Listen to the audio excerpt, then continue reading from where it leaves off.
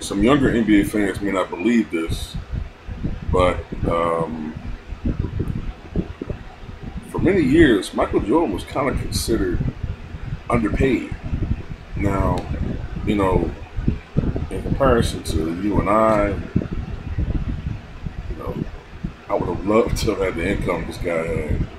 He was rich, don't get it twisted, but in comparison to his status in the league, and you contrast that with how much he was getting paid, uh,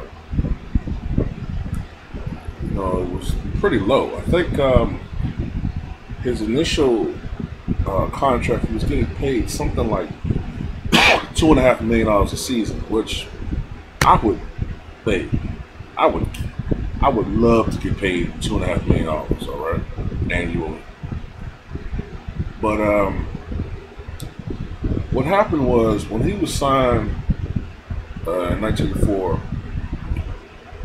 I might be a little off with this. Somebody correct me, but I don't know whether there was any renegotiation with his contract, but I think uh, he stayed true to the initial contract that he signed in 1984. Although I think I recall there might have been some type of amendment to that contract later on. I can't remember, but no one predicted the phenomenal rise of the NBA as far as its popularity throughout the 80s. And by the late 80s, Jordan's contract was kind of, at the time it was a really high paying contract, but by the late 80s into the 90s, you had guys like Larry Johnson coming out of college, getting signed for $84 million on a contract.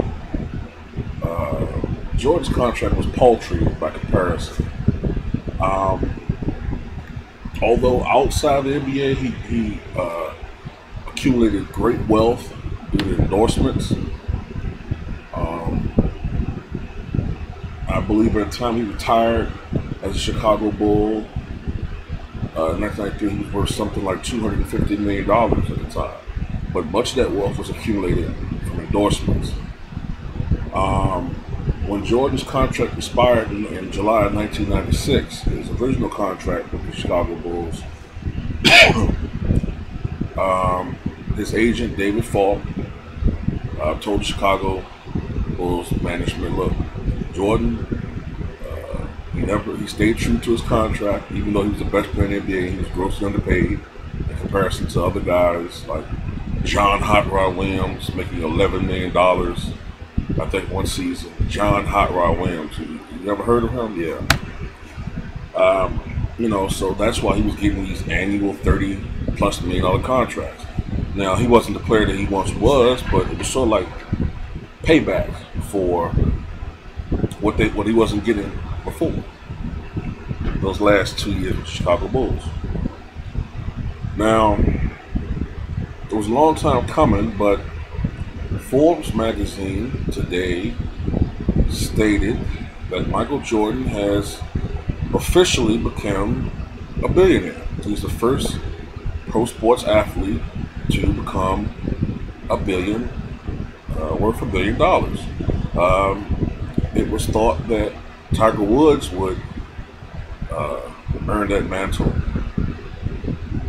but Michael Jordan beat him to it. And according to an article, a Washington Post article by Cindy Boren, how did Michael Jordan reach this milestone? Well, over the last few months, Jordan has increased his stake in the Charlotte Hornets from 80 to 89.5%. By the most conservative estimates, the Charlotte Hornets, as they were going to be known now, I'm glad that they changed the name to Bobcats. By the most conservative estimates, the team was worth $600 million.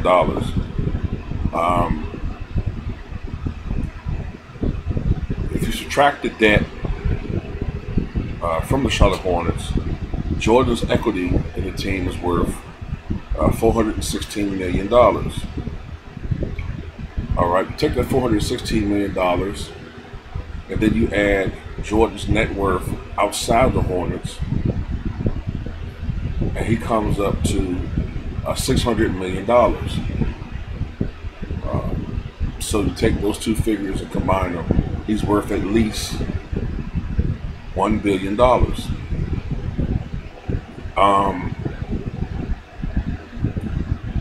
Jordan probably would have reached this milestone earlier had he not taken that big loss in the divorce settlement. Jordan,